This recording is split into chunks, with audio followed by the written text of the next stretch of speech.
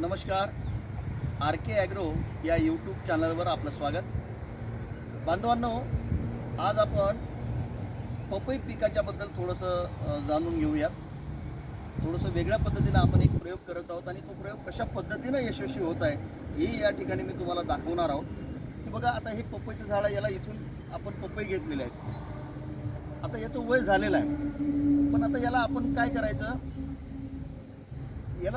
या इथून आपण तोडणार आहोत आणि तोडल्याच्या नंतर 3 ते 4 महिन्यामध्ये त्याला कशा पद्धतीनं आणखीन फांद्या येतात आणि कशा पद्धतीनं फळं येतात हे मी तुम्हाला दाखवतो.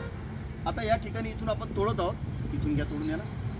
आणि पुन्हा 3 ते 4 महिन्याच्या नंतर कशा पद्धतीनं याला फळं लागतील हे सुद्धा मी तुम्हाला या ठिकाणी दाखवतो, कारण तिथे दुसऱ्या झाडांवर हा प्रयोग केलेला आहे. हां, आता याची कटिंग झालेली आहे आणि 3 ते 4 महिन्यानंतर याला ज्या फांद्या येतील त्या फांद्यावर कशा पद्धतीनं पपईची फळं आपल्याला दिसतील ते तुम्हाला मी प्रात्यक्षिक दाखवतो. बांधवांनो, हे बघा, आता या झाडाचा जी फांदी आहे ही आपोआप हवेने तुटलेली होती आणि तुटल्याच्या नंतर तिला अशा पद्धतीनं आता त्याला आपोआप म्हणजे ब्रँचेस आल्या 1 2 3 4 आणि वरती 3 अशा 7 आणि या सगळ्या ठिकाणी यांना फळं लागलेले आहेत.